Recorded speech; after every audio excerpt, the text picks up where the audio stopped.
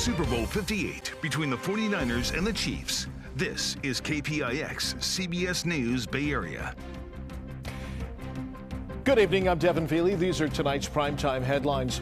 Breaking news in San Francisco. All lanes of southbound 280 are shut down at Mariposa Street after a shooting involving a CHP.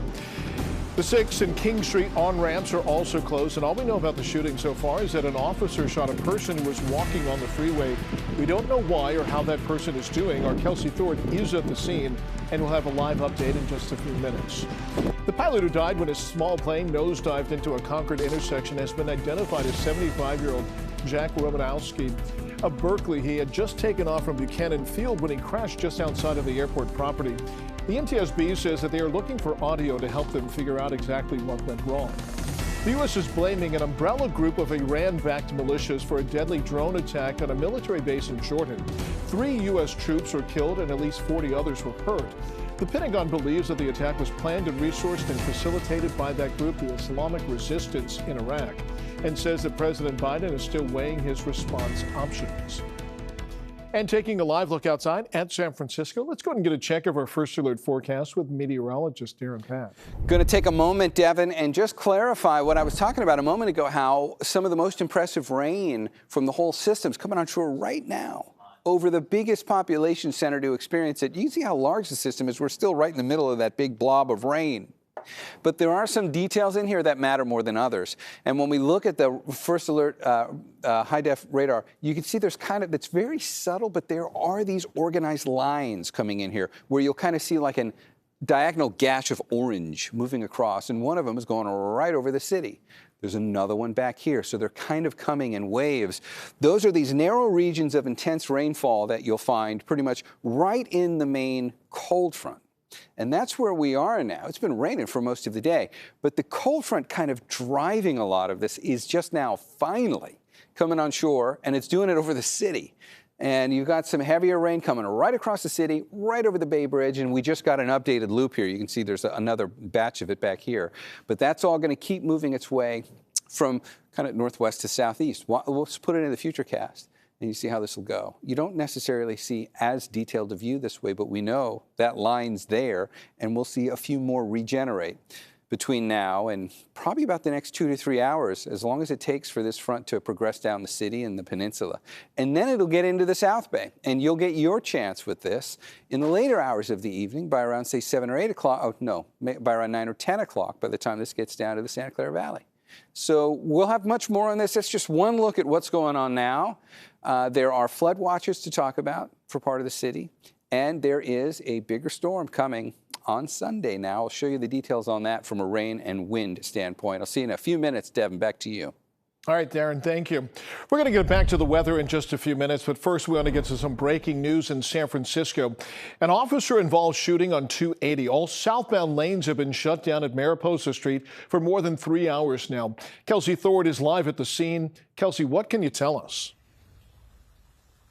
Hey, Devin. Well, we still don't have a lot of information about what exactly happened here, but you can see here behind me, those southbound lanes, as you said, of 280 are still closed. That is the scene down there. You can see all of those CHP cruisers blocking all lanes of southbound 280. What we have been told by CHP is that they got a call just before 4:30 this afternoon of a pedestrian on the freeway.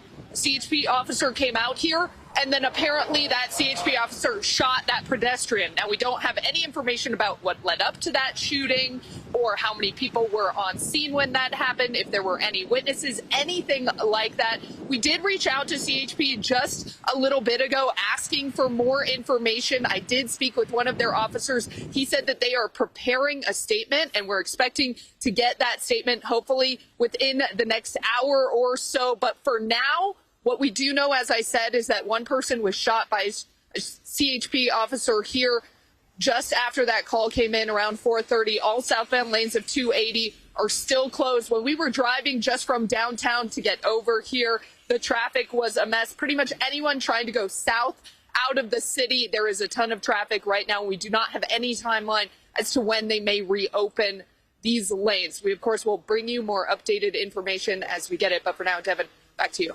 All right, Kelsey, thank you. We know in the initial aftermath of something like this, not a ton of information, at least at first, but we know you'll stay on top of it, so thank you.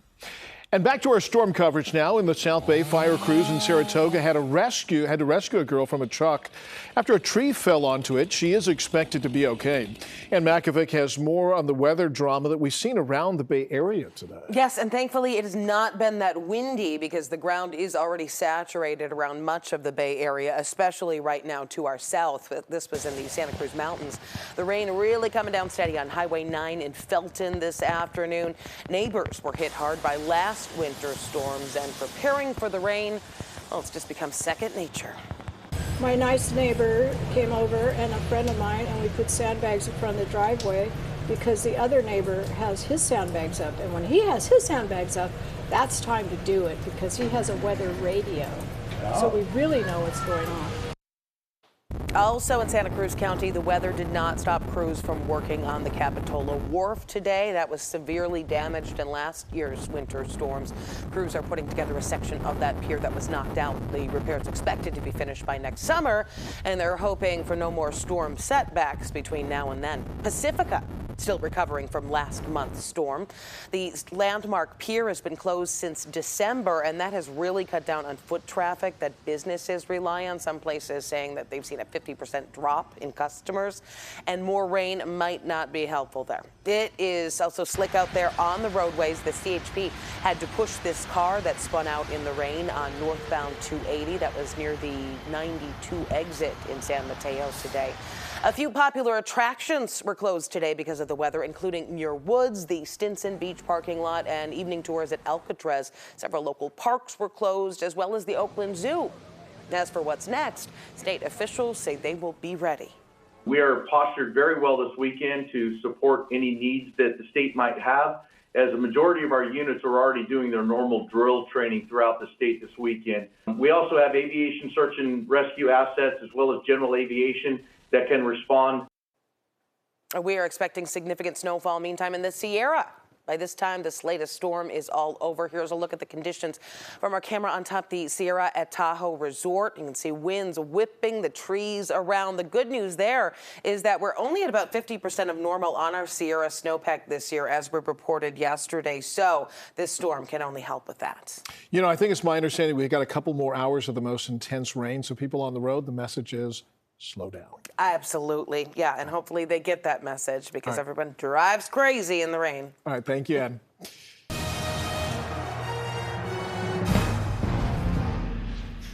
Super Bowl Sunday is going to be a full circle moment for Niners quarterback Brock Purdy. He threw his first NFL pass against the Chiefs last season.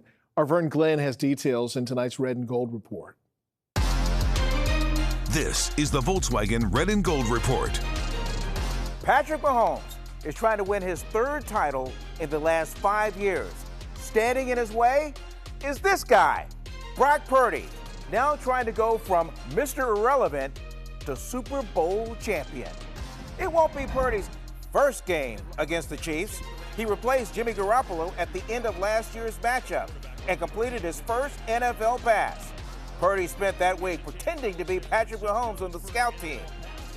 Now, he'll try to beat him on football's biggest stage. Honestly, when you're trying to replicate what an NFL starting quarterback does, and you try to do that at practice, you sort of pick up on some stuff, and then you sort of learn things and honestly add stuff to your toolbox. Who was your best? Shoot. Last year, I don't want to compare myself to Mahomes. With a Red and Gold Report, I'm Vern Glenn.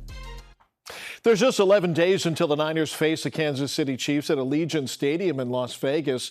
And the Niners' schedule is about to really ramp up. Jules? Devin, first the Niners got a send-off from another Bay Area team. Some of the Niners sat courtside at last night's Warriors game at Chase Center and got hugs from Steph Curry and Draymond Green. Before the game, they had a toast with the team owner and received custom Dubs jerseys. Niners-themed party supplies are in short supply ever since the team's big win in the NFC Championship game. As Len Ramirez reports, fans are trying to stock up on red and gold goods for their Super Bowl parties. Well, the Super Bowl is still a week and a half away, but even at this stage, good luck finding any 49ers-themed party supplies or even red and gold party supplies anywhere in the Bay Area. But one San Jose couple that creates these beautiful 49ers-themed piñatas is trying to keep up with the demand. A piñata makes a party perfect, and that's what keeps Jose and Cynthia Velasquez in business. And this week, the couple is riding a red and gold wave as the orders for their custom-made 49ers piñatas roll in to celebrate the Super Bowl. When the Bay Area team wins, the whole Bay Area wins. All the businesses, we get busy. It's good for the community, good for our store. Well, right now, we're just doing a lot of Niners because those are the ones that are selling the most.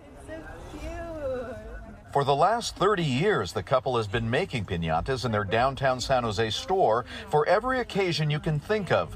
But right now, these are the ones 49ers fans want. This one's also a popular one that we've been selling a lot because it has, the Niner colors. Using recycled cardboard boxes, wire, tissue paper, and glue, Jose and Cynthia are hard at work filling orders and creating what will be the candy-filled centerpieces of many a Super Bowl party in the Bay Area. They also expect to take on some orders for Chiefs piñatas, but not necessarily from Chiefs fans. We've had customers come in and order the opposing teams when they tailgate at Levi's Stadium because they want to bash the opposing team. That's popular too. And as the clock is counting down to kickoff, Jose and Cynthia say they'll be right here, helping to make someone's Super Bowl party just a little bit sweeter.